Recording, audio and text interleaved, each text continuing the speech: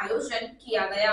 Kids carnival में 2 से 8 साल के बच्चों ने उत्साहपूर्वक भाग लिया। विशेष रूप से उल्लेखनीय बात ये थी कि बच्चों के साथ साथ उनके माता पिता भी खुशी और उत्साह के साथ इसमें शामिल हुए।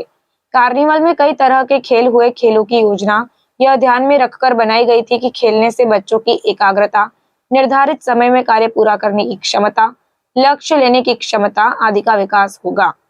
मजे के साथ सीखना, उसके साथ साथ पेंटिंग, बुकमार्क बनाना, पेपर क्राफ्ट, घड़ी, मछली, कुत्ता आदि बनाना, जिसका भी आयोजन किया गया। स्कूल के लर्निंग थिएटर में फिल्में भी दिखाई गई। बच्चों के लिए अलग अलग सवारी की भी व्यवस्था की गई। बच्चों द्वारा बनाए गए व्यंजन मुख्य आकर्षण रहे। बच्चों को मास्टर शेफ टोपी पहने हुए देखना सुखद अनुभव था। फोटो बूथ में बच्चों ने मास्क, तरह तरह के चश्मे, टोपी आदि पहनकर तस्वीरें लेने में खूब आनंद लिया। बच्चों और अभिभावकों ने डीजे की धुन पर डांस का भी लुत्फ उठाया।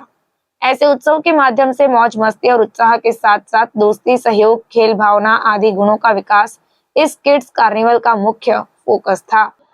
મારું નામ Vipul Patel, chairman managing trustee SNV group of schools. આજે કિડ્સ સ્કૂલની અંદર શેનું આયોજન કરવામાં આવ્યું? સૌ મિત્રો જેમ આપ જાણો છો એમ એસએનવી કિડ્સ એ એસએનવી ઇન્ટરનેશનલ સ્કૂલનો પ્રી પ્રાઇમરી પ્રોગ્રામ છે અને એના માટે ગામની નજીક સ્પેશિયલ સ્ટુડન્ટ્સને, કિડ્સને, જે છોકરાઓ પહેલી વાર ઘરની બહાર જઈ રહ્યા છે, the home, outside the home, first time where they are stepping into the formal education, એના માટેનું એક ખૂબ જ સુંદર એસએનવી કિડ્સનું કેમ્પસ એસએનવી ઇન્ટરનેશનલ સ્કૂલ દ્વારા બનાવવામાં આવ્યું છે અને જે છેલ્લા 4 વર્ષથી કાર્યરત છે। હવે તો એનઈપીમાં પણ pre primary education, formal education થઈ ગયું છે અને એટલા માટે જ પ્રી પ્રાઇમરી એજ્યુકેશનનું મહત્વ વધતું ગયું છે। આજથી પહેલાં, કદાચ વર્ષો પહેલાં એવું હતું કે પ્રી પ્રાઇમરી એજ્યુકેશન એટલે નજીકની કોઈ સ્કૂલમાં છોકરાને આપણે મૂકી દઈએ અને પછી પહેલાથી સારી સ્કૂલની તપાસ કરવાની ચાલુ કરીશું, પણ હવે તો પ્રી પ્રાઇમરી એજ્યુકેશન જ ફોર્મલ એજ્યુકેશન છે। એના સિવાય પણ સાયન્ટિફિકલી એટલા બધા ડેટા અવેલેબલ છે જેમાં કહે છે કે છોકરો 3 વર્ષનો થાય ત્યારે એના બ્રેનની ગ્રાસ્પિંગ કેપેસિટી વધારેમાં વધારે હોય છે અને એટલા માટે આ એનો ગોલ્ડન પીરિયડ છે કે જ્યારે વધારેમાં વધારે વસ્તુ શીખી શકે। તો શીખે કેવી રીતે? ઘણા બધા લોકોને એવો પ્રશ્ન થતો હોય છે કે શીખવા માટે તો પછી છોકરાને ચોપડિયું જ્ઞાન આવે અને છોકરાને વહેલી ઉંમરથી પ્રેશર આવે અને સ્કૂલનું ટેન્શન આવે, પણ પ્રી પ્રાઇમરી સ્કૂલનો એ પર્પઝ નથી। એક એજ્યુકેશનમાં બહુ સ્ટાન્ડર્ડ સેવિંગ છે કે આઈ લિસન અને આઈ ફોરગેટ।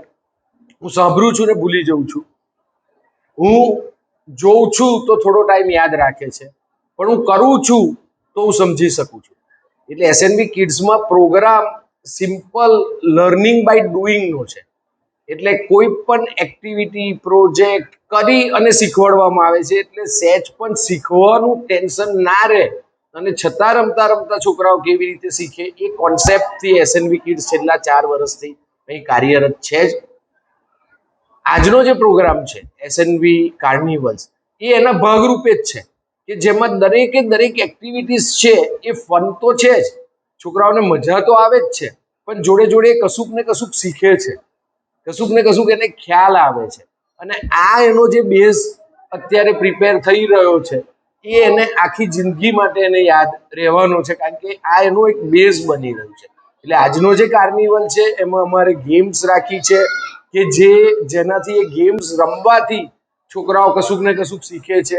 ફન રાઇડ્સ રાખી છે, એક્ટિવિટીઝ છે, ઓડિયો વિડિયો થિયેટર જે આપણું છે તે એની અંદર આપણે એને એવા મૂવીઝ બતાવીએ છીએ કે એના થોટ પ્રોવોકિંગ હોય, જેનાથી એનું વિચારવાની શક્તિ વધે, એક વિઝન વધે।